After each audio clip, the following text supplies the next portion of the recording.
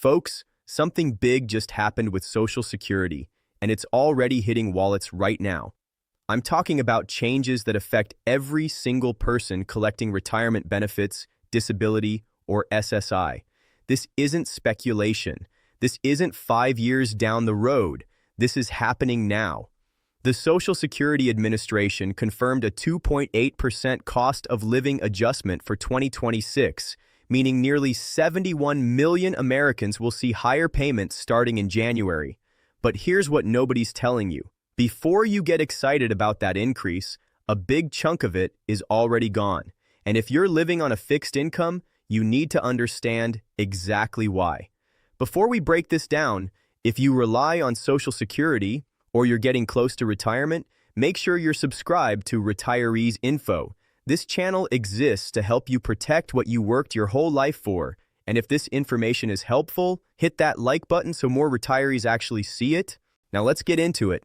The average COLA increase comes out to about $56 per month. Sounds decent until you look at Medicare.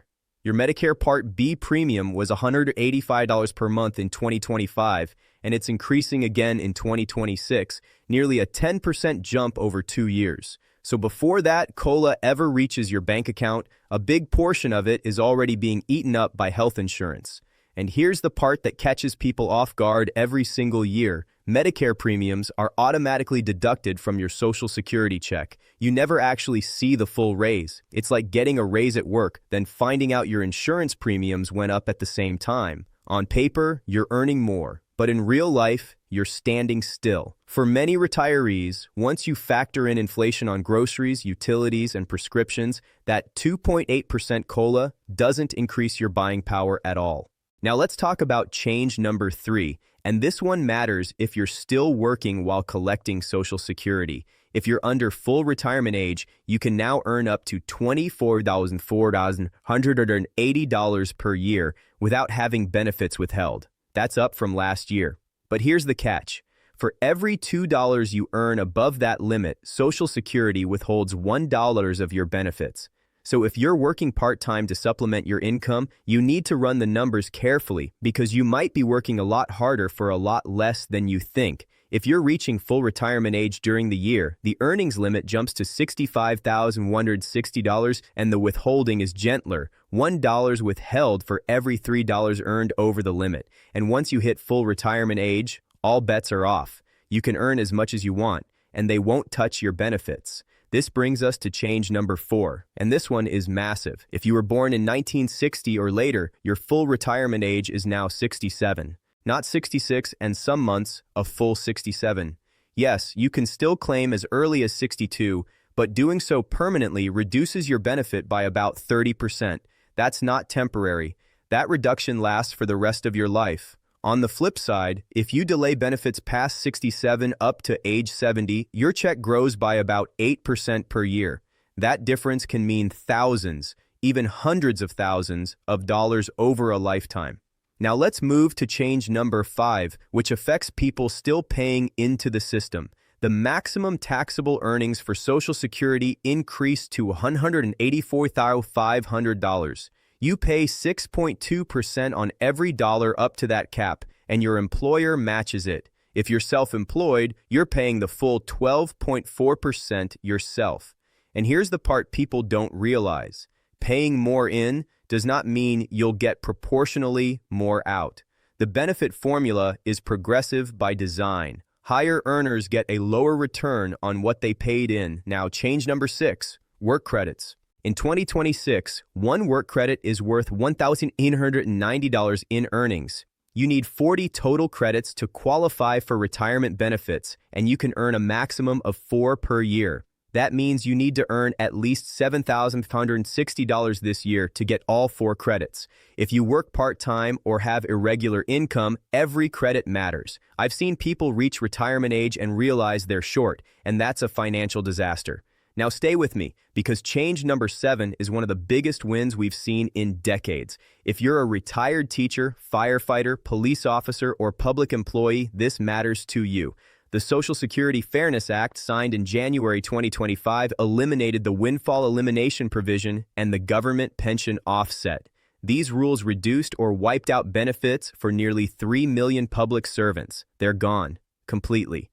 If your benefits were previously reduced, you're receiving retroactive lump sum payments going back to January 2024. Over $17 billion has already been paid out, months ahead of schedule. Some people are seeing lump sums of $10,000 or more, plus average monthly increases around $360, with some exceeding $1,000. If this applies to you, make sure Social Security has your correct banking and address information. If you're finding this helpful so far, take a second and subscribe to Retirees Info. These are the changes no one explains clearly, and they directly affect your paycheck.